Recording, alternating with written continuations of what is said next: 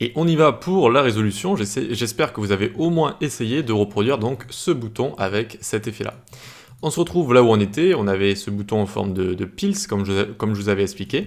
Et ici, je vais juste grandir, hop, pour que vous y voyez bien, tout simplement. On se fait un petit H1 comme j'avais fait, j'avais écrit bouton effet au clic et survol. Et au survol, comme ça, nickel. Notre H1 est fait, et ensuite on va utiliser un button ensuite. On va utiliser un button parce que on imagine que c'est un bouton qui va nous servir à faire une fonctionnalité. Par exemple s'inscrire, ou déclencher une animation, déclencher quelque chose, un ajout de contenu, ou ce genre de choses. Donc quand ce sont des interactions de fonctionnalité, on va toujours utiliser l'élément button ici, button. Et même on verra en accessibilité plus tard que on écrit button type button comme ça, d'accord? Et si c'est des éléments de navigation, eh bien on fait des liens, tout simplement. Des liens vers, ici par exemple, service. Vous voyez, hop, un lien vers les services, tandis que là, ça va être un bouton qui va servir à envoyer une fonctionnalité. Donc on a notre bouton ici, on peut laisser le type button, c'est une bonne manière de faire, et on écrit « clique-moi dessus » comme ça. Hop, très bien.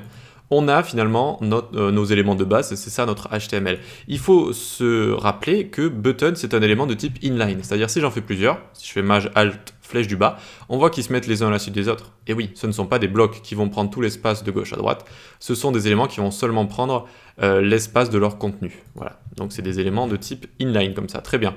On va pouvoir passer tranquillement au CSS ici, on peut enlever le BTN qu'on avait là, très bien. Et d'ailleurs, on va lui donner cette classe, on va lui donner la classe BTN. Hop, la classe BTN, nickel. Donc ici, notre body, on voulait qu'il ait une couleur sombre. Une couleur sombre, hop. Donc j'avais donné 181, 81E. Pas facile à retenir, mais ça donne une sorte de couleur sombre, bleu marine comme ça. La font family, on va lui mettre sans serif. Sans serif. Les fonts family, c'est vrai que c'est un petit peu, ça peut vous embrouiller le fait de mettre des apostrophes ou pas, de mettre des guillemets ou pas. Alors il faut savoir voilà, que les fontes les plus connues qui sont insérées au CSS et à tout ce qui est logiciel, etc. de manière générale, c'est-à-dire par exemple ici, Arial Helvetica sans serif, pas besoin de mettre d'apostrophe ou quoi que ce soit. Dès qu'on va en importer une, ça c'est obligatoire, on met tout le temps des apostrophes ou des guillemets. Et dès qu'il va y avoir également des espaces, par exemple Times New Roman ici, hop, vous voyez que on va avoir des apostrophes ou des guillemets, ça fait la même chose. Donc ici on va se mettre sans serif qui est très bien supporté, voilà, donc vous n'avez aucun problème avec sans serif. Dans le bouton, on va lui rajouter une couleur un petit peu plus tard, mais pour l'instant on va gérer tout ce qui est le titre. Hop, on va lui mettre Text Align Center. Text Align Center, on va lui mettre un font weight par exemple de 300. Hop, et une couleur F1, F1, F1 pour qu'on puisse le voir. Et hop, on a bien notre bouton effet au clic et survol qui est juste ici. Rien de très bien compliqué pour ça. On continue. Notre bouton, on a envie qu'il soit parfaitement centré. Donc, on aimerait lui mettre margin 0 auto. Margin 0 auto comme ça, tac, mais la marge automatique des deux côtés fonctionne seulement si notre élément prend tout l'espace de gauche à droite, seulement si c'est un display block en fait, si c'est un bloc.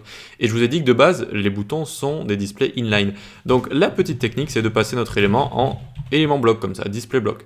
C'est quelque chose qui se fait très souvent, hein, ne croyez pas que c'est un hack ou quoi que ce soit, de passer des éléments en bloc ou en inline suivant ce qu'on a envie d'en faire, d'accord ? Ok, ensuite, à l'intérieur, j'avais mis un font size de 18 pixels, sachant que le font size de base, c'est 16 pixels, donc ça va pas trop changer.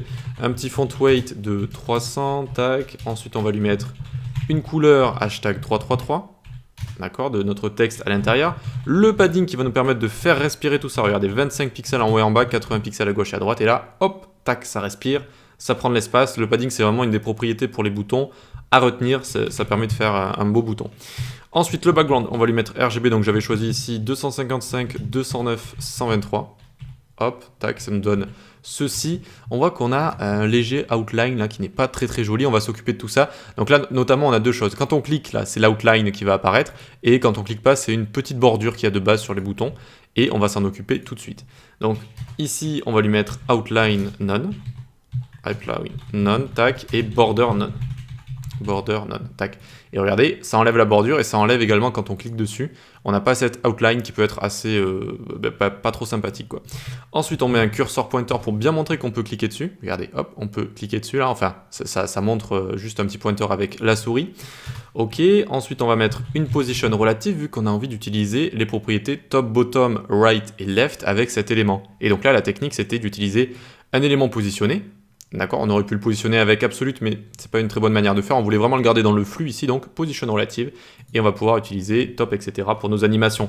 Ensuite, pour créer cet effet 3D, bon, on utilise Box Shadow, 0 sur X, 6 pixels sur Y, hashtag EFA424, tac, et ça nous donne, hop là, cet effet en dessous là qui apparaît, ok, où en fait on dépasse de 6 pixels sur Y, hein, donc de haut en bas, c'est l'axe Y, donc on descend comme ça tout simplement.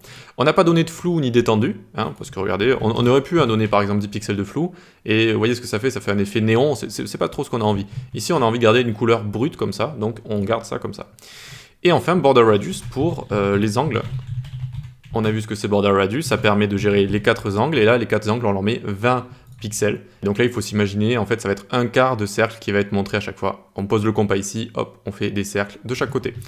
Ok, très bien, on a notre bouton de base, hein, il ressemble déjà à quelque chose de bien. Là, à peu près, beaucoup de gens pourront se dire que c'est un bouton. C'est important que beaucoup de gens le comprennent, hein, les personnes âgées, les personnes qui n'utilisent pas trop les médias, j'allais dire, non, les ordinateurs, etc. Et ensuite, on va s'occuper des animations.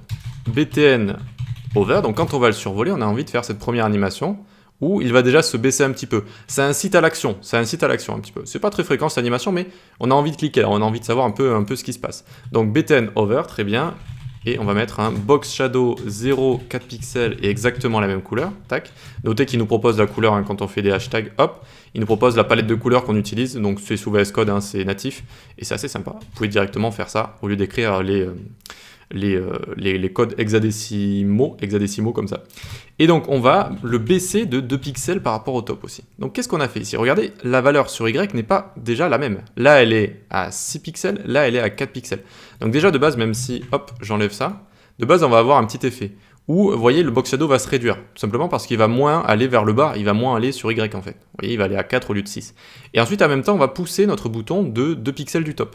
Et donc regardez, hop, ça va faire ces deux effets en même temps, où le box shadow remonte, le top descend, et ça donne cet effet là déjà, d'accord? Et maintenant quand on va cliquer dessus, c'est laquelle de pseudo-classe? C'est active.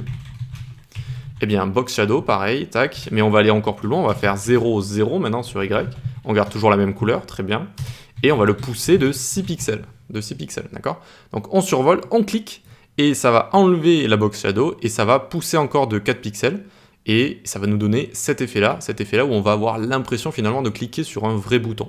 Voilà comment on fait ce petit bouton animé. Vous voyez qu'on a déjà vu pas mal de propriétés quand même. Alors c'est normal hein, que les boutons ce soit toujours des gros blocs comme ça, parce que à l'intérieur il y a du texte, alors il faut gérer le texte, ça va être du contenu aussi, de la position, ça va être outline, etc. qu'il faut gérer également. Donc ça prend toujours beaucoup de propriétés. Ça il faut le savoir, dès que vous allez vouloir faire un bouton, ça va prendre beaucoup de propriétés.